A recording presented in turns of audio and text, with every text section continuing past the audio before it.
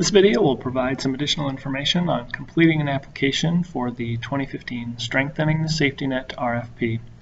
Just a quick overview of the process. First, you will need a login for our grants portal, the link. Next, you will visit the Strengthening the Safety Net RFP subsite on the link. On that page, you will start a new application, fill in your information on the online form, and then when everything is complete, you will submit that application one time.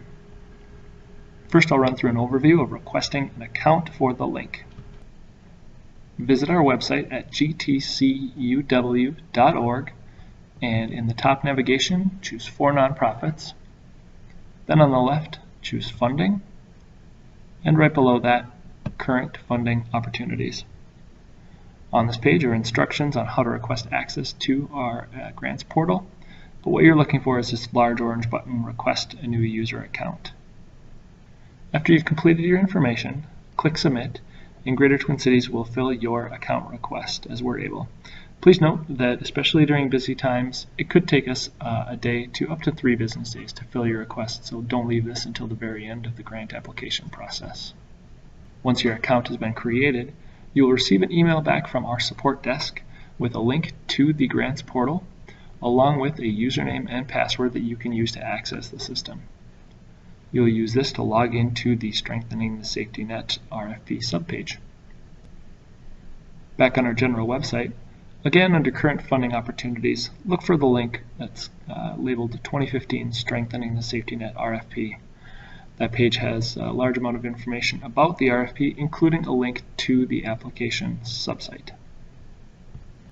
Clicking on that link will take you to a login page for the link where you'll enter in the username and password that you received in the email, then click Login.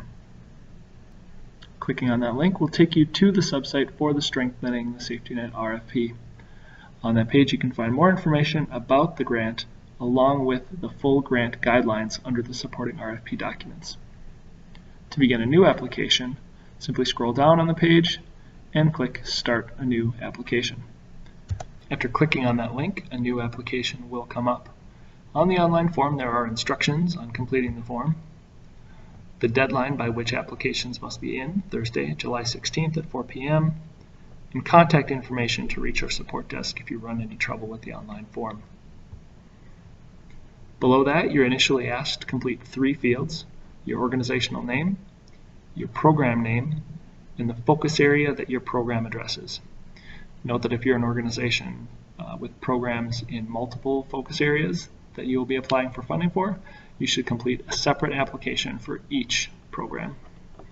Once you've completed those 3 fields, click Create Application, and an initial save of that data is done, and the rest of the application comes up. Just a few things that I will point out on the online form. In some focus areas, there are multiple strategies, and depending upon the strategy your program uses, there are different outcomes and indicators. So be sure to answer this question under the focus area section towards the top to indicate which of those focus areas your program addresses so you see the right outcomes and indicators. Farther down the form, organizations are asked to indicate where they offer services.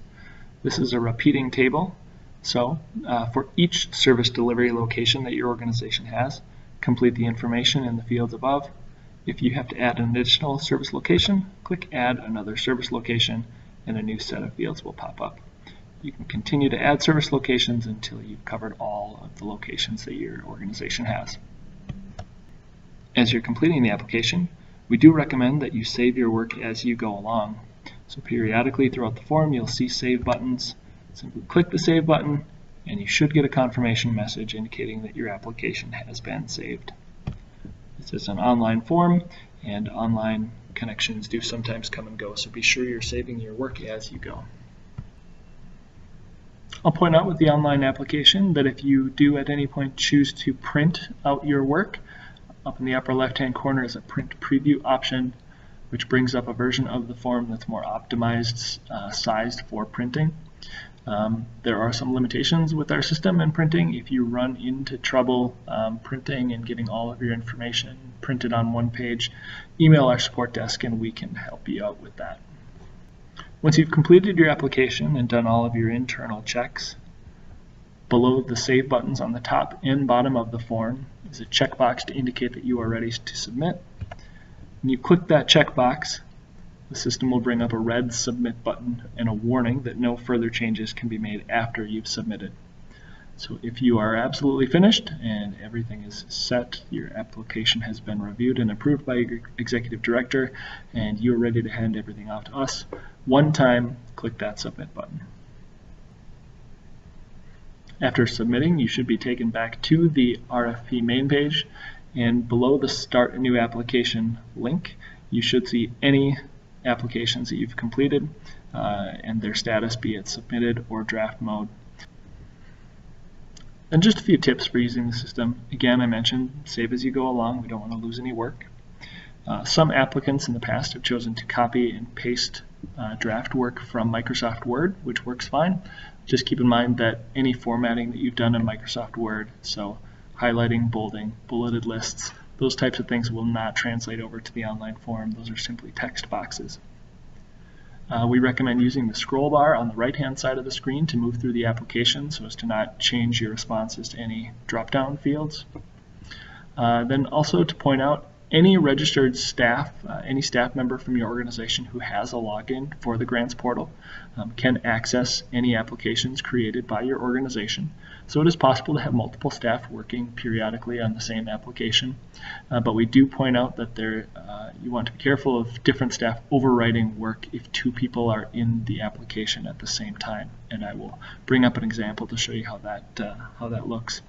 And to help prevent that, if you're not in the application, simply close out, and that should prevent that. So here's an example of how two staff members could potentially overwrite each other's work. In this case, Susan opens and saves, does an initial save on a new application at 8:07, and she begins doing some of her editing. She's in the application for 17 minutes, and for instance, she completes some of the narrative sections at the top. If Carl at her organization opens up at 8:14, the copy that he opens will be the version that Susan saved at 8:07. If Carl then goes in and completes a number of fields in, say, the budget section, saves his version at 8:38, the final version that will be saved will only contain Carl's work. Anything that Susan saved at 8:24 would have been overwritten with the version that Carl saved. So hope this helps demonstrate that you definitely only want to have one staff person saving changes at one time. So if you have a team of people, for instance, working on your application, it may be best to set out a schedule, just an agreed upon schedule as far as when everyone is going to be working on different sections. Then just again to highlight submitting your application, make sure all your fields are completed, make sure you've done all of your internal reviews, make sure your executive director approves of your application, and then hit the submit link. You will be taken back to the main page, and in the applications library you will see the name of your application and an indication that the status is submitted, so you can verify yourself that the application is in submitted status. I've reopened a submitted application here that we've completed, a test application, and I'll point out that if you scroll down on a submitted application, you'll see that there is a date timestamp as far as when that application was submitted and whether or not it was submitted before or after the deadline. And then again, a notice that no further changes can be made to a submitted application. Once more, I'll point out then that we do have support if you run into trouble with the online application. Here's the email address for our help desk, support@gtcuw.org, and a phone number as well for questions during business hours. For questions on the content of the applications themselves, best in those cases to reach out to a program manager for the particular area that you are applying for funding in.